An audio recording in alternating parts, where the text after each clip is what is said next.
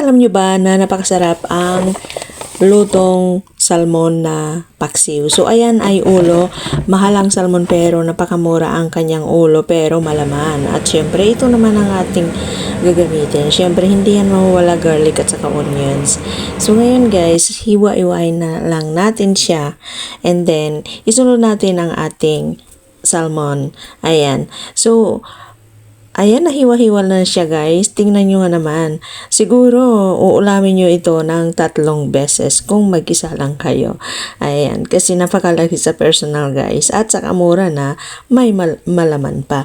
So, ito naman ang ating eggplant. Ayan, na gulay na ihahalo. Kasi ang sarap ng paksiw na isda pagka mayroon siyang gulay-gulay.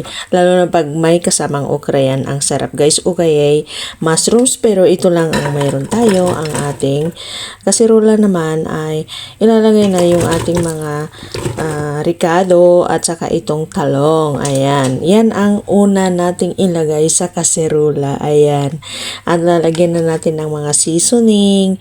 Lalagyan na natin ng pepper at saka salt. Ayan. At saka syempre olive oil. Ayan. Maglalagay tayo ng pepper. Igaground natin yan. Kasi automatic naman na yung bottle na yan pagka in-squeeze mong ganyan. Ayan, madudurog na yung ating paminta. So, ito na nga guys. Lalagay na natin yung mga nahiwa-hiwa nating ulo ng salmon dyan. O, diba?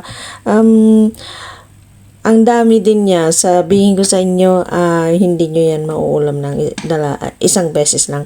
So, maglalagay siyempre tayo ng suka dahil nga paksiw to.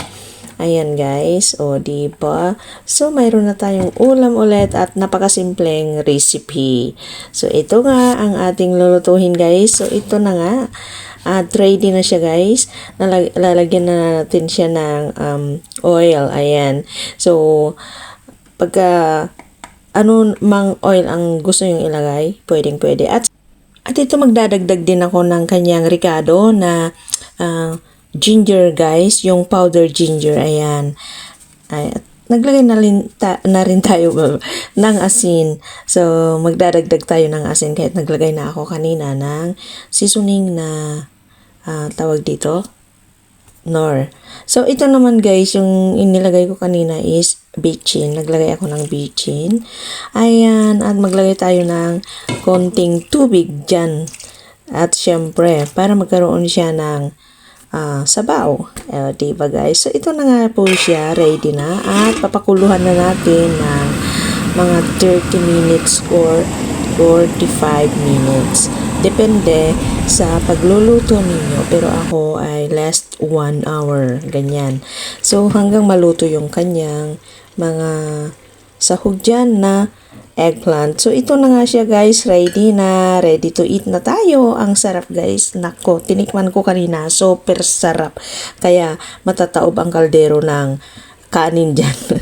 So, ito na nga guys. Ang sarap din ng sauce. Super. So, ito ang ating product for today's video and for today's Tasty Whisper.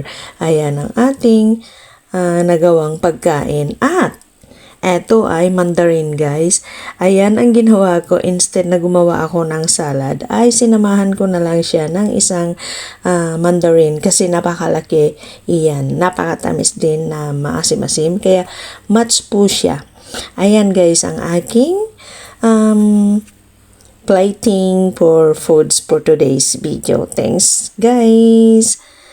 And see you again next time. God bless everyone. Kain na po tayo. Ito na ang aking product na nilutong salmon na ulo ng salmon na paksiw. Ayan. Napakasimple. Thanks guys.